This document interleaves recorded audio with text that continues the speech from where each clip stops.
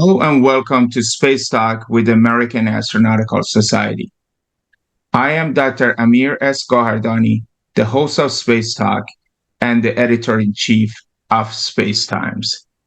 And today I have the distinct pleasure of welcoming Dr. W. Michael Hawes, retired vice president and program manager of Orion with Lockheed Martin Space Systems Company. The topic of our talk is career reflections. Welcome to Space Talk, Dr. Hawes. Thank you very much, Amir. It's a pleasure to have you here, and I know for a fact that you have had such an illustrious career, and one of the intent of this specific episode is to revisit some of the highlights and some of the key takeaways that you can share with us and the audience about your distinguished career. So without further ado, I like to flash these two images for you. And certainly from the title, it reads that you have spent 44 amazing years in the space business, which is by itself really astonishing. Can you tell us a little bit about the image here on the left-hand side? Yeah, definitely, Amir. And actually, both of these images, they kind of highlight high points and frankly, low points, your challenges in your career.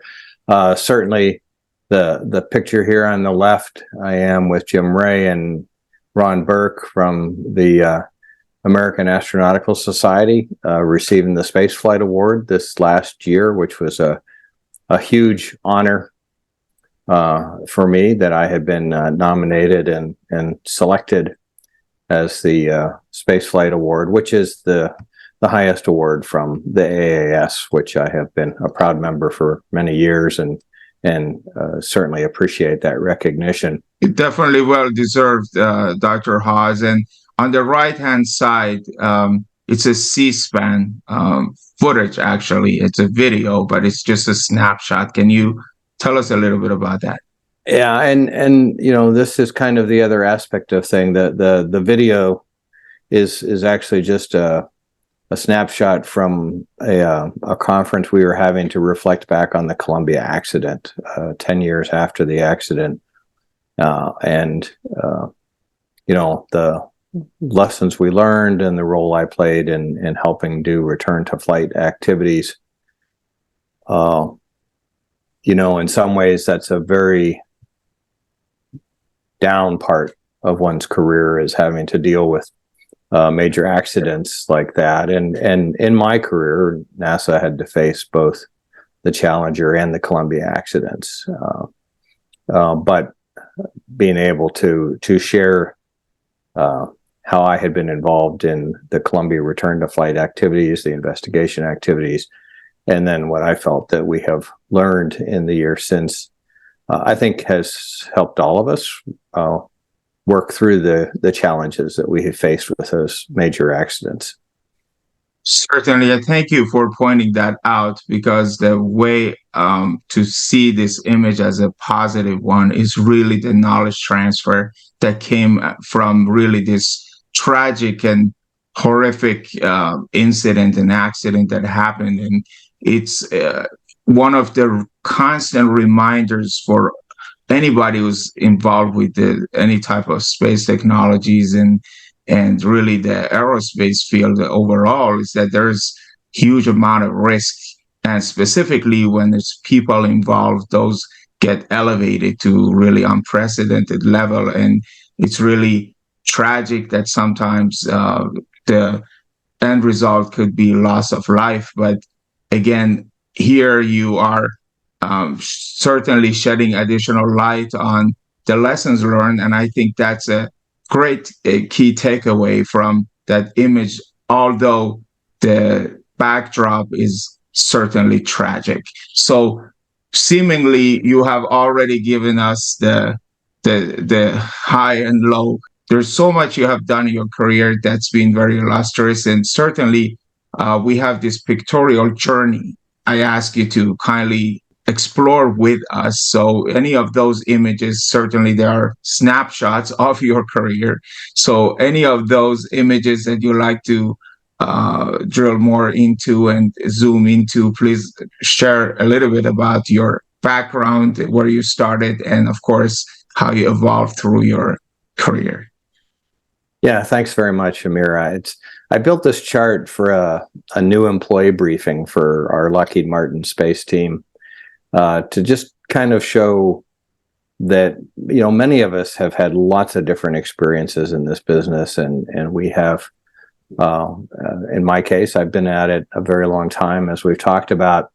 I'd like to start in the far right-hand corner, the "When Did You Know" poster. I joke that this is a poster or an advertisement that the AIAA had done many years ago, really trying to highlight how so many of us had our interest kindled when we were very young. And I joke that this is not me in the picture, but it could have been.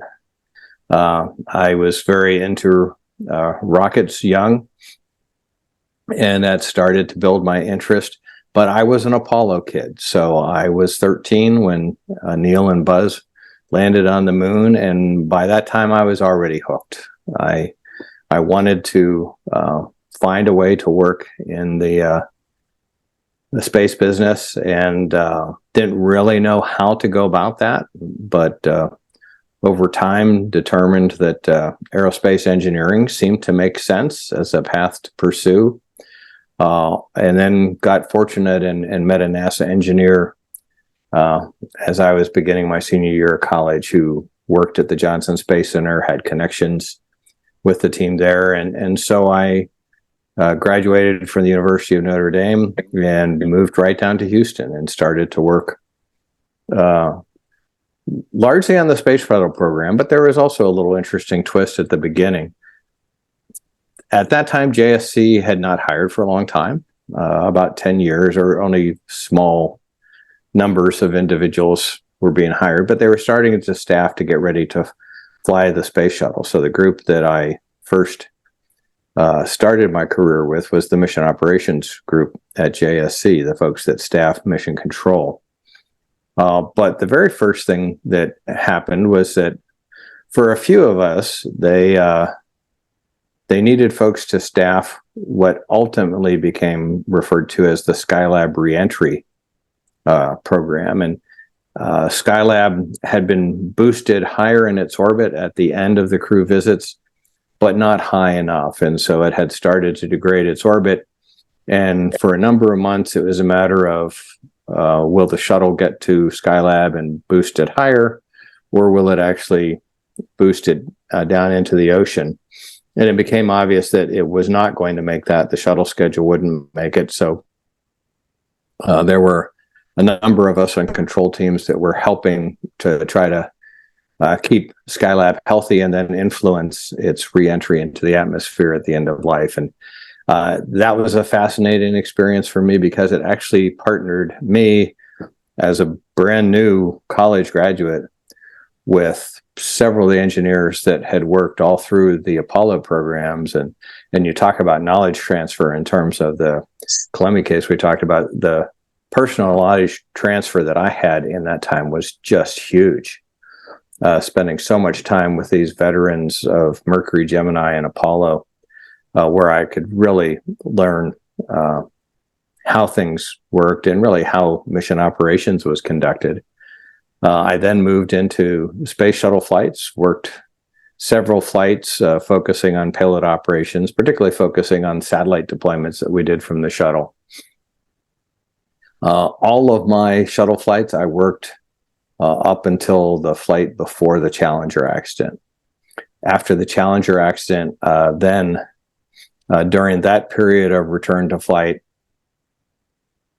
I actually transitioned over to the very beginnings of the space station program. And after a couple of years of working space station at JSC, I was recruited to staff a new program office that was being established up in Reston, Virginia. And that was something new for NASA. The Rogers Commission had called for an independent program office outside of the centers And so I was recruited to be part of the operations team on that program office. So, we'll talk a little bit later about what different roles I played and what program management means. And this was really my first foray, if you will, into program management. And we did that.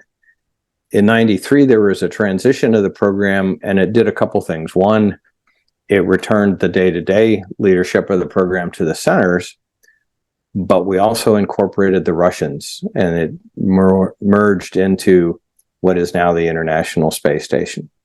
We had been working with Canada, European, and Japanese partners, and now we added the Russians to that mix, and that was really a fascinating time. Over time, after about the time of the Columbia accident, I was actually personally on an educational sabbatical, finishing up my doctorate, which I did in 2006. But I came back to work to help with the Columbia return to flight activities and the accident investigation activities.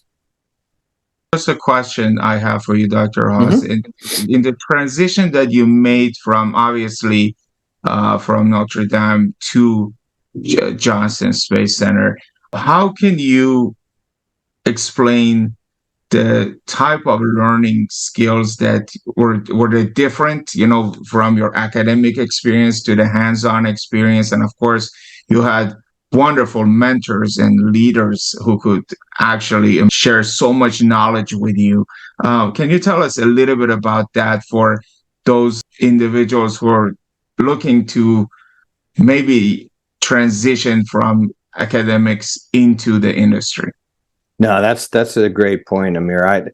A couple things, kind of my educational background. The academic program that I was in was more aero-focused, aeronautics, than it was space, even though space was where my strong interest was. So I think my academic background was kind of classical engineering. Certainly learned all of the theory. We had a pretty strong testing program and lab experience program, but I would say that we were slanted more towards the design.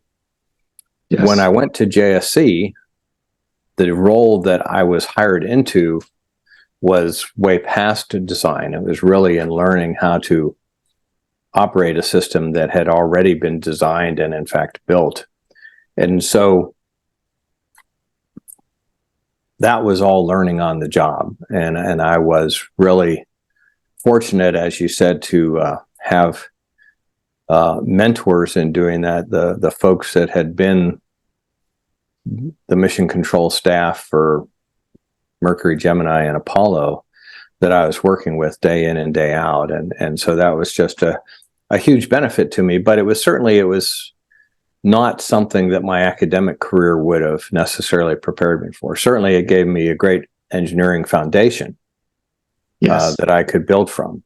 But I certainly was not going to be trained in an operations job. Nowadays, there are student programs that are building and flying small sats and CubeSats and actually start to have a bit of that operations flavor even in their undergraduate term. So I think that there's opportunities more to have a broader foundation than I had when I jumped into the job market. Thank you for sharing that. And, similarly to you, I actually started my career also as an aeronautical engineer, so then switched more. And I think that having seen both sides, if you wish, you always come across new disciplines and new type of improvements. And, now whether it's operations and now in the broader aerospace domain, supply chain, what have you, it's so many nuances to the learning experience that you still need to explore. So thank you for pointing out that because you were trained in a specific topic or number of subject matters, that they don't necessarily dictate your future career, and you're a living example of that. So well, and as it happened, as I moved through my career, for instance, in the space station part of my career, I got much more intimately involved in design. So in a way, that was, back to some of my academic background. And then for Orion, of course, I was very involved in the design, manufacturing, and assembly of Orion. So, that foundation served me, but it did continue to kind of change the way that it served me throughout my career. And I think we'll talk more about the program management roles, but I filled those jobs in the space station program over a number of years. And then in 2011, I actually retired from NASA. I had spent 33 years with NASA and retired from NASA, moved over to the Lockheed Martin team. And after 3 years with Lockheed Martin, they asked me if I would fill the Orion program manager job. And so, again, a very different role for me, but building on all of the things that I had done. And then I was able to maintain that program manager role until we finished the Artemis I flight last December, and I retired at the end of December from the Lockheed Martin team. So from my standpoint, just a number of great opportunities through the years, both on the NASA and the Lockheed Martin side, and a really great opportunity to learn both the government aspect of the job and the industry aspect of the job.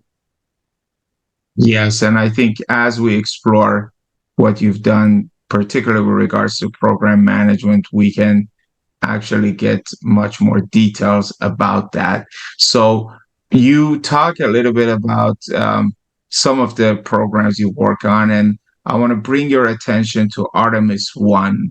And can you share a little bit about your experience here and what this meant for your specific objective, both personally and in terms of the broader goal for NASA? So, I'd mentioned basically I was a kid of Apollo, and personally, I have always wanted us to get back to exploring the moon and to sending humans back to the moon. So from a personal goal, those features really aligned when I was asked to be the Orion program manager, and culminated with the Artemis I flight right here at the end of my career. So I did want to spend a little bit of time talking about Artemis I and sharing with folks.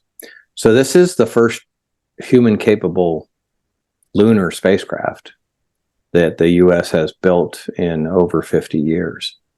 And doing that had a number of new systems and changes. So we devised a flight test program that did a number of things, and it culminated in an uncrewed launch to the moon that we ultimately designated as the Artemis I flight. The first priority was to demonstrate the heat shield. The heat shield for Apollo was the same material, but it had been manufactured in a different way. It had some different materials. As we find in many cases, when we go back to a solution that is maybe 20, 30, 40 years old, things have changed. Materials have changed. Some things are no longer available. Some things have been deemed to be carcinogens, for example. And so you have to modify what you're doing. So there are some solutions for Apollo that, frankly, either needed significant modification or just didn't work in today's environment. So there were lots of challenges in building a new lunar human spacecraft. The heat shield was one of the biggest ones that we had not significantly tested on the ground. You think about it, the most we can test on the ground is in the ArcJet facility out at Ames, which is, you're talking about a small kind of hockey puck sample of the material. And the aero effects of the reentry are so much a larger scale effect than that. So testing the heat shield was really critical. Also, operating our systems in the flight environment. We do a lot of testing. We did tests closer to the Earth. We did a pad abort test. We did a altitude abort test. We did the exploration flight test, but even that went just 3,600 miles from the Earth. So we're really searching for that true flight environment, that lunar flight environment. Right. And of course, the spacecraft itself is a major part of the data. So getting the spacecraft back was a huge part of the test. And then across all of our systems, we had a number of objectives to gain test data and experience. And we were able to do many of those. In fact, the mission went so smoothly, we actually added over 20 additional tests during the 25.5-day mission out to the moon and back that we were able to conduct. So it was just hugely successful. A shout out here to our Space Launch System rocket friends. Of course, the Artemis I mission was also the first launch of the Space Launch System. Modified boosters from the shuttle era. The boosters had an extra segment of propellant. The engines were the shuttle main engines, the RS-25s from Aerojet Rocketdyne, the boosters from Northrop Grumman, of course. Boeing designed and built a new core stage, which then housed those 4 shuttle main engines. And we also, for the mission, had an upper stage, the interim cryopropulsion stage that was actually provided by United Launch Alliance. It's really based on the Delta IV upper stage. So all of those systems also had to be modified. And I should also say that the whole ground system at Kennedy also required significant modifications and updates. Now, on the Orion system itself, there were 3 main components that I'd point out, and it kind of flows actually from right to left. So we have the launch abort system in the lower right here.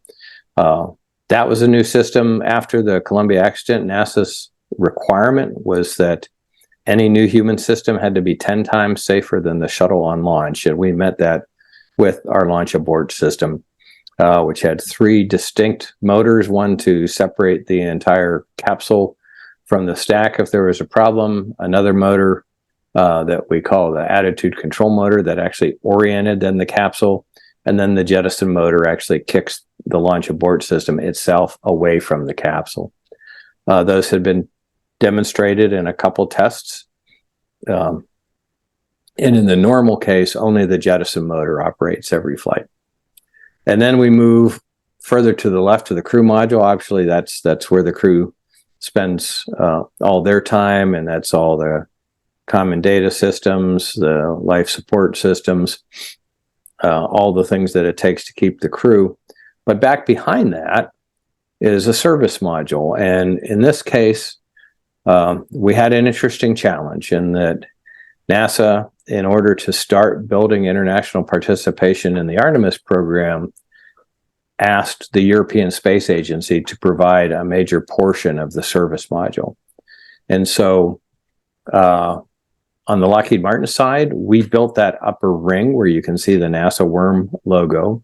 We built that portion, but everything behind that was built by Airbus Space and Defense and a variety of subcontract teams across Europe.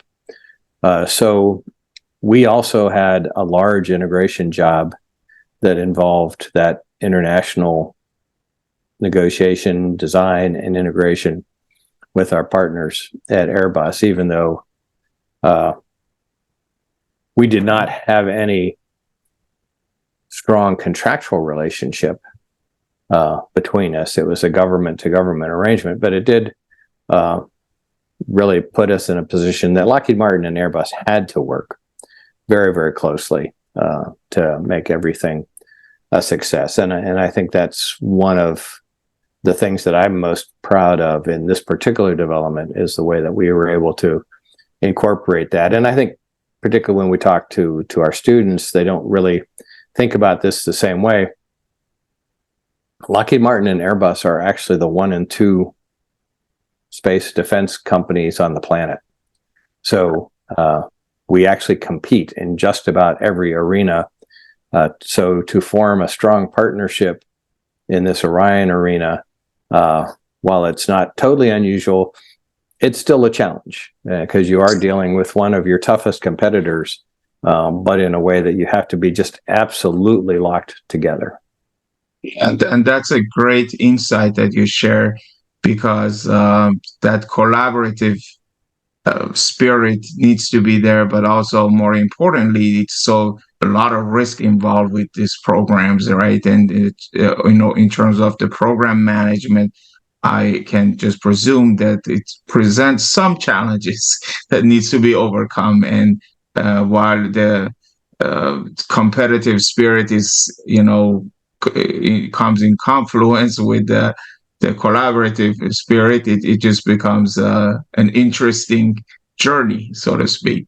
But very, very interesting that you shared this with us. So here, Amir, I wanted to show just a few more slides of activities during the mission. It has been a long time since we've seen a rocket of this magnitude on the launch pad at Kennedy Space Center. Yes. You can see it here on the left in the vehicle assembly building. And again, what you need to think of for folks that are going to watch this is all of those work platforms are all in different locations than they were for the shuttle. And so they all had to be rebuilt and reconfigured so that you're actually near the critical systems that you had to work on this system. So that's all part of that ground system work that had to be done as well. There we are rolling out to the launch pad. That was just a spectacular sight, and being able to drive out and capture a few pictures as the whole stack was out on the launch pad was really, really something. And so it did take a few attempts to launch, but for the first flight of a brand new system, I would not say I was surprised by that. But the team ultimately also learned how to fuel and launch the Space Launch System, and I expect Artemis II will be a smoother launch activity as we've gone through all that learning. So here's the kind of an overview of the entire flight, and there's a number of things I'll want to point out.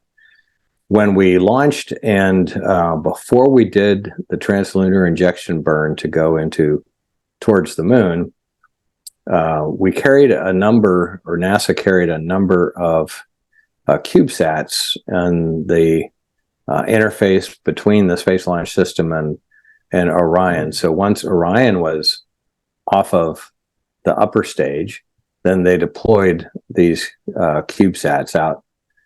Some of them were out towards the moon. Some of them went around the moon. So, but again, just a unique opportunity because we were going to the moon and had some mass available and capability available. We were able to do that. So Orion then is on its own, and it does a burn to go into this distant retrograde orbit that NASA identified. And because of that orbit, we actually used the lunar gravity assist to get into that orbit, and then went about half the orbit around, because it was a very large orbit. That took a number of days. And it also took us the farthest that a human spacecraft had been on the far side of the moon. And then again, used the lunar gravity assist to get out of that orbit right around the number 13, where you're just circling. And that put us back on the trajectory back to Earth. And then we landed in the Pacific Ocean off the coast of Baja California. This whole mission took 25 and a half days. And if you look at the history of the Apollo program, the first off, the robotic flights, if you will, the uncrewed test flights, were all done in low Earth orbit. They were not done in the lunar environment. And they were all short duration missions, a few days at most. And even the beginning of the Apollo manned crewed missions were relatively few days. In fact, I think the longest Apollo mission was on the order of 12 days. So in some of my discussions with the Apollo veterans, they commented that we were actually being quite aggressive. Yes. The idea of doing over 3 weeks right away in the lunar environment really struck them as an aggressive test flight. But again, we talked, the test went extremely well. And in the next chart, I think we have just a couple of photographs here that the test, and again, as being the Apollo kid, having a picture of the spacecraft your team had built right up next to the moon was just really pretty exciting and dramatic for our team. We actually were able to space qualify a few GoPro cameras. These are on the view here is from one of the cameras on the wingtip of the solar arrays. We had them mounted on all four of the solar arrays and other places of the spacecraft, but got just spectacular views that we could capture the Orion spacecraft itself. A great shot of the European service module there, looking back at the moon. And I think the next one is looking back at the moon and looking at the Earth. This is one of my favorite views. So this is when we're really pretty far on the other side of the moon, looking back at both the moon and the Earth. And again, these views really spoke to me in terms of, this is what it means for us to be back to the moon. We have not seen views like this for a human system in a very, very long time. Definitely fascinating images, and I can also imagine the level of satisfaction all the team members would get just by seeing this. You highlighted the duration of the mission, that it's much longer than we have ever been there, and the significance of that is that particularly with regards to the data, that's the data acquisition that happens. And can you talk to us a little bit about that, given that certainly we have more data than ever before? So the multiple things that you're really concerned about in the lunar environment. One of the primary ones is radiation, both in terms of its effects on the humans and on the machines. And so now we had a number of experiments on board. We had Munich and Campos instrumented with a number of sensors, radiation sensors. And then we had an experiment that NASA did with the Israeli Space Agency and the German Space Agency that had two human torsos that were instrumented with radiation sensors. One of them actually wore a protective vest that an Israeli company had designed. And those were to try to compare the effects of how well the vest mitigated the radiation exposure as well. But we also saw radiation impacts on the flight systems, and it was important that the ground team understood, were they seeing the effects of radiation, or were they actually seeing potential failures in the systems? And what we saw predominantly were those radiation effects. The systems had to, the computer system might have to reset, but it did that appropriately. And the control team had no issue controlling the spacecraft at all. We also, given a new system that we had designed, we needed to understand how it was operating. One of the things that we didn't talk about is that the big engine that's on the back of the European service module is actually a repurposed Space Shuttle Orbital Maneuvering System engine. The two small orbiting maneuvering system engines that were on the back of the shuttle orbiter, that's the primary engine for the service module. And again, so an engine really plumbed into a different kind of propulsion system, used for different purposes. How did that operate? And learning how it operated, there were some challenges with the whole integrated propulsion system that we had to learn about and ensure that operated. So there were a number of things which each of the systems that we were doing, because we were using things, either new systems or systems in new ways, it was really important for us to understand how those worked through the full course of that long a mission and spending that much time in the lunar environment. That's amazing that you shared all these details, because the harsh space environment sometimes comes off as kind of a black box to a lot of people. But you pointed out radiation, of course, its effect on human beings that will be in those environments, whether they're doing EVA or they're going to be have a constant presence in on the lunar surface, and of course the instruments and the spacecraft getting there and coming back to Earth. So very, very interesting. Um, can you talk to us a little bit about these? Yeah. So again, just kind of capturing the whole mission at a glance with the launch, the on orbit times, with the capsule there and the view of the moon, and then a successful reentry and landing here on the parachutes. And again, we talk about lessons learned from the past, and we started with a team of Apollo veterans that were advisors to the team. But again, things that really needed to be redone that you don't think about. The Orion is a meter larger in diameter than the Apollo capsule was. Even though the shape is similar, it's a heavier system, it's a larger system. And so that meant a whole new qualification program for parachutes. Right. And that was done by the NASA team over many, many drop tests, and really understanding how those parachutes could work. And so seeing the successful landing, we also have one of the earlier pictures showed us in the water with those orange inflated bags on the top of the capsule. It turns out during the Apollo missions, about 50% of the time they would end up top of the capsule in the water. That's also a stable configuration. So you could be in either stable 1 with the base in or stable 2. And so those uprighting bags are a really critical system because you don't want the crew hanging upside down from their seatbelts.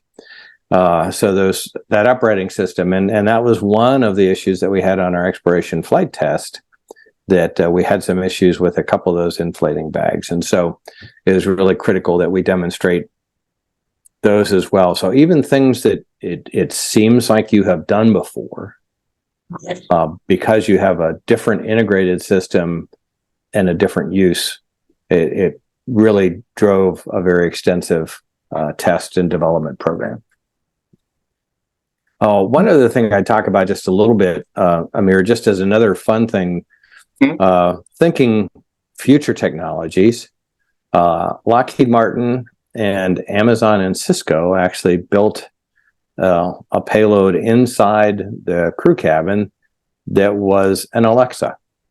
So we actually packaged, built an Alexa system for space.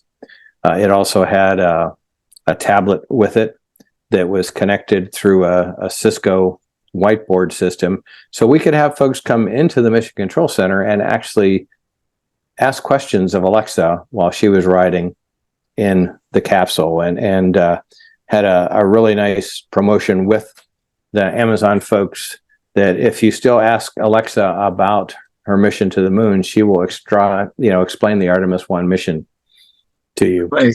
You have to say, Alexa, take me to the moon, as opposed to fly me to the moon, so you don't get the song. Right. Yeah, exactly. But again, we're thinking of future systems, voice assist systems that we're now becoming more and more commonplace. Should we start to try to demonstrate those types of tools too? Yes, and I think this is an excellent point, Dr. Hawes, with regards to the evolution in AI and many new integration points of where this can basically play a significant role. You highlighted a very, very important point of that technology integration. That's not always easy, right? You pointed to that earlier as well, that you have maybe a new environment, a new type of system that needs to interact with other subsystems, and it's not always easy to get it right. But certainly in this case, it's been a success. Can you tell us a little bit about Artemis II? Yeah, so let's talk about Artemis II. Artemis I was the first, it was the uncrewed test flight, so now we're ready for crew. And NASA announced the crew. Reed Weissman is the commander, Vic Glover, Christina Cook, and Jeremy Hansen from the Canadian Space Agency will fill out the 4-person crew. The mission is kind of a flyby around the moon. They won't go into lunar orbit. We did not have every system full up in the Artemis I flight. So now we need to complete those. Largely, that's the full life support system. We had kind of passive life support. We had that maintained the pressurization in the capsule, but we didn't have an active regeneration system on Artemis I. And so those systems are installed in the capsule now, in addition to all the crew controls and the display units and all the software displays that have been done. So that vehicle is in test. In fact, right now, Artemis 2, 3, and 4 Orion vehicles are all in Florida in various stages of assembly, and we're very proud of being able to demonstrate that flow of so many vehicles moving through the system. So they're moving to get that crew module and service module mated. There's a bunch of testing that happens at the module level, and then they get mated, and additional testing happens at that point before it gets handed off to the ground systems team. And I did note just recently that the Artemis II Space Launch Vehicle system is at Michoud still, where it's primarily manufactured, but they're actually installing those RS-25 engines on the SLS right now. And so a lot of great progress. The target is the end of 24. I think there are still some challenges to that date, but we'll watch our NASA friends and see how well we're all making progress towards that end of 24 date. Excellent. And we have had a fascinating journey, partially through your career and through very exciting programs that more than likely will shape space exploration for many years to come.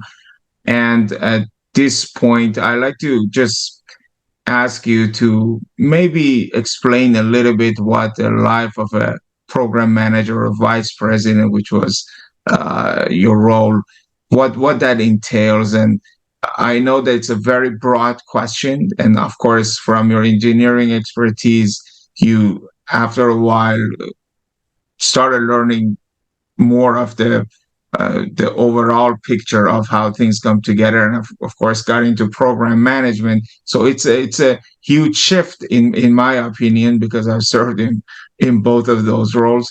But I'm very interested to know, during your more than 4 decades of experience in dealing with space, what are some of the key takeaways that you can have? And of course, if there are any career tips that you can share with any individuals who are interested to get into the space arena.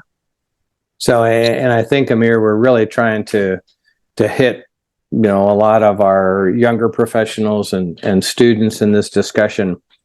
So I'd like to compare and contrast a little bit, because I have done program management roles on both the NASA side and the Lockheed Martin side. And those actually are they share a lot of things, but they're also very different in a lot of ways. And so we talked about the different jobs I had. So I got into program management in the beginning of the space station program. I actually oversaw the development of all the upgrades to the ground system, the new portion of the Mission Control Center, trainers, new engineering support facilities across the country, and then moved up into other different roles. And so on the NASA side, we would usually talk about a level 1, 2, and 3 kind of program management role. And level 1 being the highest level at headquarters, which much more very high level mission objectives, putting together the budget, dealing with Congress, the White House. And when I say the White House, that really means the Office of Management and Budget. It can mean Other office is Office of Science and Technology Policy, but it's operating at a higher level, and it also has a little bit of program oversight and contract oversight responsibility, but it's meant to be higher level. What we would call the level 2 program office is, I think, what more people think of traditionally as the standard program office. Level 3 would be the projects within that program. Yes. And so at that program office level, you still drive the overall requirements of the program. You develop the details of the budget process and the real cost of the program.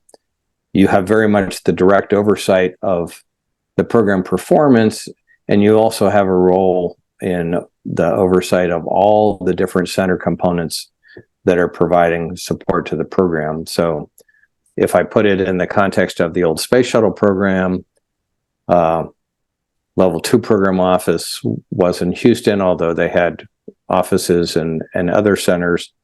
And the projects, like the orbiter was a project at JSC, the boosters was a project at Marshall, the tank was a project at Marshall, the engines. So you still have to integrate all those disparate project pieces. Yes. And on the space station, that meant the pieces being done at Marshall, the pieces being done at Glenn, the pieces being done at Houston, and the pieces being done again with new infrastructure and stuff at the Kennedy Space Center. Those were the largest pieces of the space station. So, those are your roles. You're bringing all those pieces together, but you're also starting to incorporate all of those business management aspects as well. At the level 2 level, you're overseeing your prime contractor and what their performance is. And so that starts I think we all learn about program management. You kind of evolve from your 100% technical job into, yes, over time, maybe 50-50, maybe 60-40 as you get more away from the technical and more into the higher level strategy management, budget management, contract management functions. So that's the way it felt to me on the government side. On the Lockheed Martin side, there were a lot of other pieces. And that's because now you're integrating all of those, all the subcontractor pieces. We refer to supply chain management. And you've kind of heard that buzzword in lots of things, particularly with COVID. A lot of people talked about issues with supply chain. So that means in reality, you're a prime contractor, but you have a number of subcontractors, and they have subcontractors. And what surprised me to learn is there were times when we, as the prime, were very involved in a couple tiers down into the subcontractor. So while on the NASA side, the subcontract management piece, I really did not have much visibility into. It was largely the prime contractor view. On the industry side, that drives a huge amount of your time and effort. And it can be one of your biggest challenges as well. On the industry side, I still had some interactions with Congress and the White House in terms of briefings and explaining, some of the issues that were more focused on the industry components. Like as we got into COVID, we did spend a lot of time talking about what were the challenges we had with implementing. What were we seeing throughout the supply chain? Where were we really seeing things that we might need external help to continue to perform? And so that was a little bit of the same, but in general, I would say that on the industry side, I was much, much closer to nuts, bolts, and bits than I was on the government side, and really understanding how individual components were manufactured and tested, and really focusing on more of the business aspects, the contract management aspects.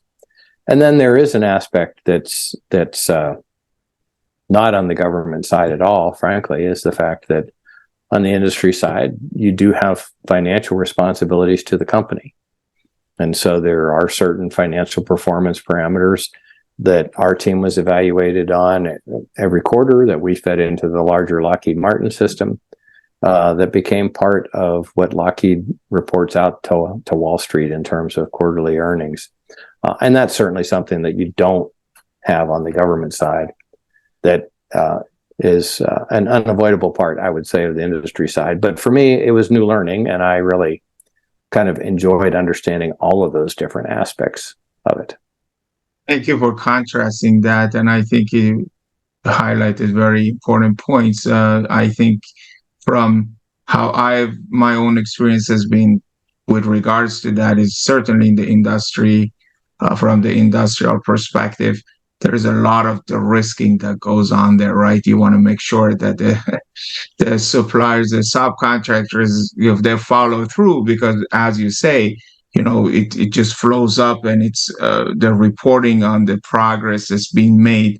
Certainly, you have similar things that with the government as well. But I think with just hearing you say this and hearing my own experience, is just fascinating that you really need to get into those details, and maybe you just get a little bit closer and in the spirit of trying to just make sure that things happen when they're supposed to happen. And there's a little bit more of a drive there.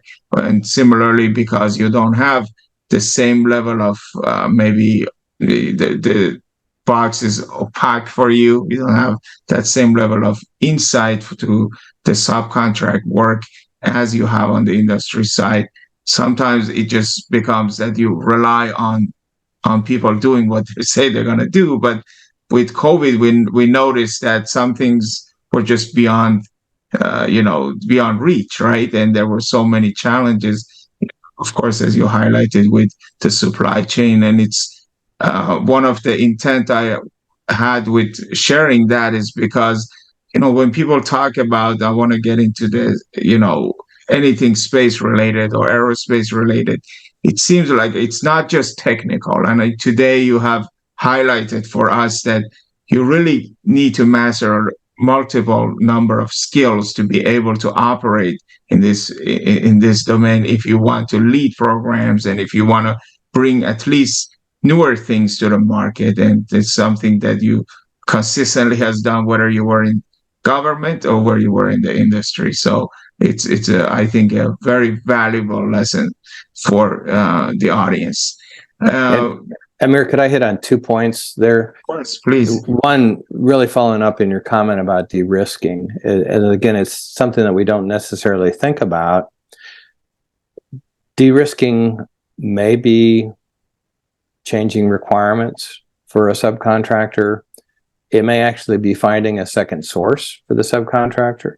It may actually be taking work away from an overloaded subcontractor and finding another source. And I've had to do all of those. Yes. And so, those are not just hypothetical situations. Over the last 8 years, I've done all of them. The other thing that I would say is, again, with this international cooperation, we built a strong relationship between Lockheed Martin and Airbus. And while I supported all of the regular quarterly NASA program reviews with ESA and Airbus, there were times that my Airbus counterparts would actually ask me to travel to Europe for our own discussions and our own preparation in terms of how we continue to build that partnership or to support activities that they needed to have the visibility with. So there were, again, a whole set of things, even in the international venue, that were above and beyond what the government relationship was. Thank you for sharing that. And I think it's just gives a holistic view about what being a program manager really entails. And it's fascinating and it's intriguing, but also challenging at times. So thank you for sharing that, Dr. Hawes. Any final words for or pieces of advice for individuals who like to get into the space industry, or anything you can share with them regarding your recommendations based on your very wonderful experience in this industry? Well, thanks, Amir. I think we've talked that, there are really, there's some big differences between the industry side and the government side, and understanding a little bit about what those differences are as to where you might be. Now, I think many of our younger employees will end up actually on both sides, and perhaps back and forth, just because, careers have a little different trajectory these days than they did for me. I had an amazing number of opportunities in my career, but I also look at the overall aerospace field today and see how much it has changed, and how many different companies are involved, and how many small companies are involved, and NASA being open to contracting in different ways, buying services where they no longer own the vehicle, really opens many, many different types of career opportunities. And so when I look at a lot of these new developments and new programs, I just see opportunity for our early career folks, and for our students.